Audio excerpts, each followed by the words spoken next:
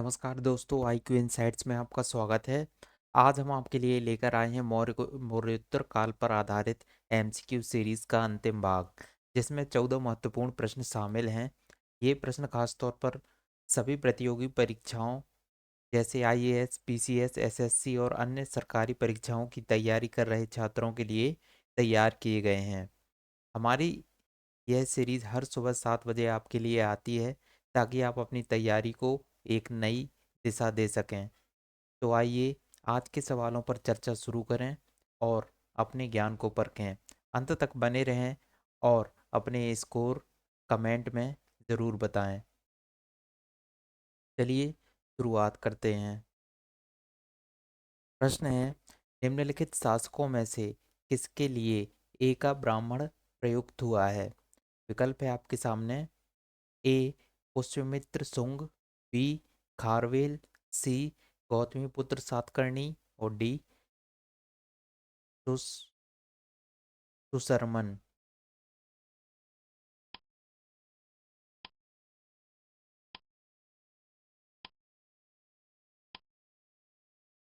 दोस्तों, इसका सही उत्तर है सी गौतमीपुत्र सातकर्णी। अगला प्रश्न है, निम्नलिखित को सुमेलित कीजिए, जिसमें राजवंश और उसकी राजधानी है। राजवंश का नाम है शुंग, सातवाहन, कदंब और चंदेल। राजधानी बताई गई है इसमें महोबा, बनवाली, पैठन और पाटलिपुत्र।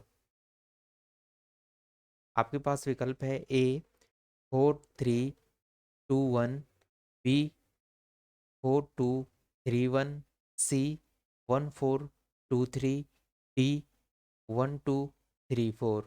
इसका सही आंसर आपको कमेंट करना है दोस्तों। इसका सही उत्तर है जी ए 4321।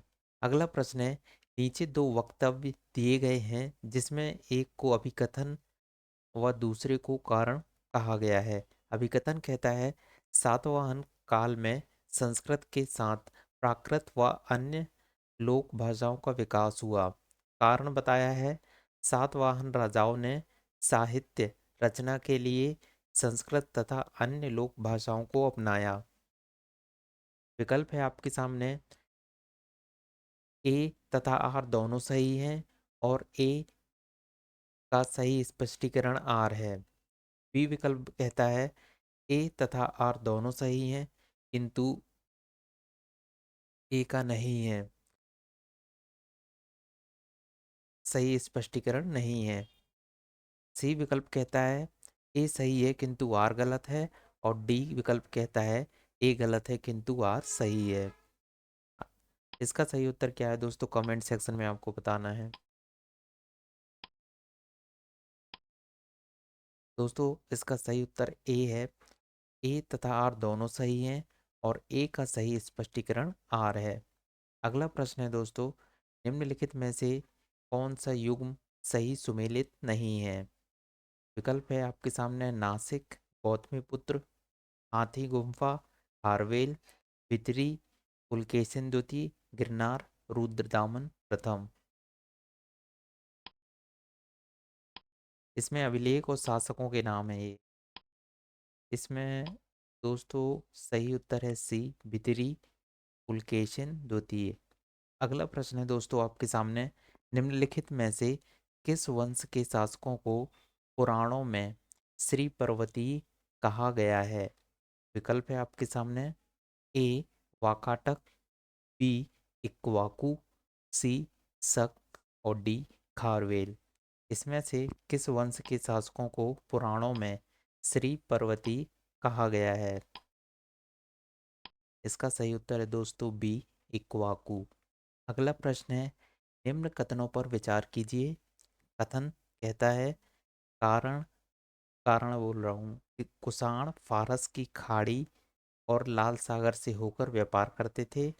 कारण उनकी सुसंगत सुसंगठित नौसेना उच्च कोटि की थी। उपर्युक्त के संदर्भ में निम्न में से कौन सा सही उत्तर है? विकल्प है दोस्तों ए और आर सही हैं और आर ए का सही स्पष्टीकरण है। बी विकल्प कहता है ए और आर सही हैं परंतु आर ए का सही स्पष्टीकरण नहीं है। सी विकल्प कहता है ए सही है परंतु आर गलत है। और डी कहता है ए गलत है परंतु आर सही है।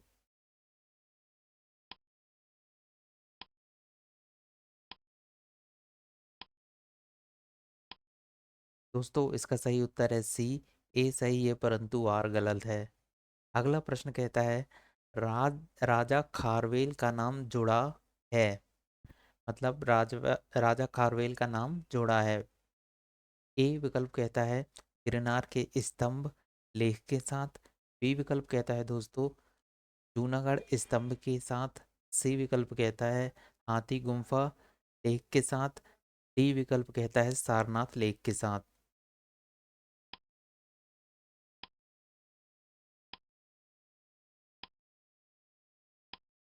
इसका सही उत्तर है दोस्तों सी, हाथी गुम्फा लेक के साथ। अगला प्रश्न है दोस्तों निम्नलिखित राजाओं में से कौन जैन धर्म का संरक्षक था। विकल्प है आपके सामने। ए अशोक। बी विकल्प कहता है हर्ष।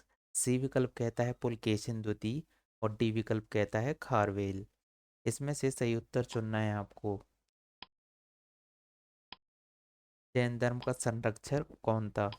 दोस्तों जैन धर्म का संरक्षक आंसर डी है जिसका नाम है खारवेल। अगला प्रश्न है कलिंग नरेश खारवेल निम्न में से किस वंश से संबंधित थे। विकल्प है आपके सामने। ए वेदी। बी विकल्प है कदम्ब। सी विकल्प है कलिंग। और डी विकल्प है हर्यक।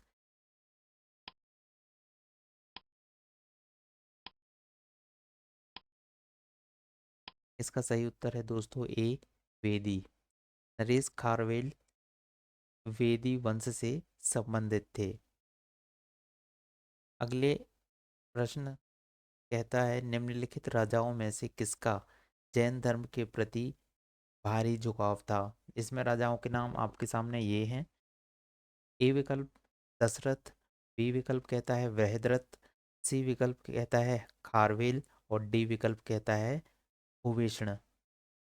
जैन धर्म के प्रति भारी झुकाव इनमें से किन राजाओं का था। सही उत्तर है दोस्तों सी खारवेल।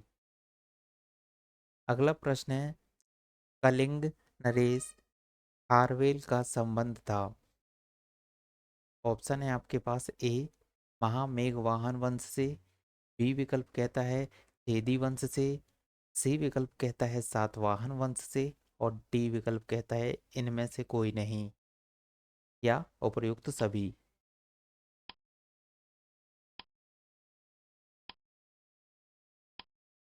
इसका सही उत्तर है दोस्तों डी इनमें से कोई नहीं। अगला प्रश्न है हाथी गुम्फा का अभिलेख किस शासक के विषय में जानकारी का स्रोत है। विकल्प है आपके सामने। ए खारवेल। बी विकल्प है अशोक। सी विकल्प है हर्षवर्धन। और डी विकल्प है कनिष्क।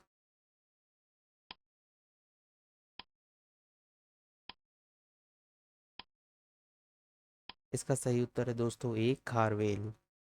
अगला प्रश्न है पूर्वी रोमन शासक जस्टिनियन का सर्वाधिक महत्वपूर्ण योगदान किस क्षेत्र में था।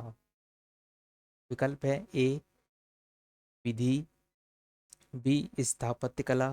सी विज्ञान। और डी साहित्य। पूर्वी रोमन शासक जस्टिनियन का सर्वाधिक महत्वपूर्ण योगदान जो है किस क्षेत्र में था। इसका सही आंसर है दोस्तों ए विधि।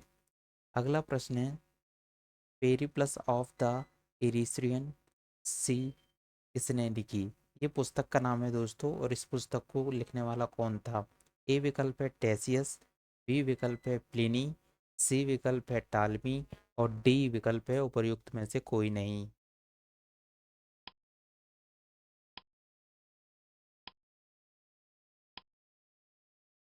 इसका सही उत्तर है दोस्तों डी उपर्युक्त में से कोई नहीं। ये इसका आंसर आपको कमेंट सेक्शन में करना है। पेरिप्लस ऑफ द इरिसियन सी किसने लिखी थी। धन्यवाद दोस्तों। आपका इस क्विज वीडियो में जुड़ने के लिए धन्यवाद। उम्मीद है आपने इसे एंजॉय किया होगा और आपके ज्ञान में भी वृद्धि हुई होगी। अगर आपको वीडियो पसंद आया हो तो लाइक करना ना भूलें, अपने दोस्तों के साथ शेयर करें और नए अपडेट के लिए चैनल को सब्सक्राइब करें। अगले वीडियो में फिर मिलेंगे, तब तक के लिए keep learning and keep growing. Thank you and take care.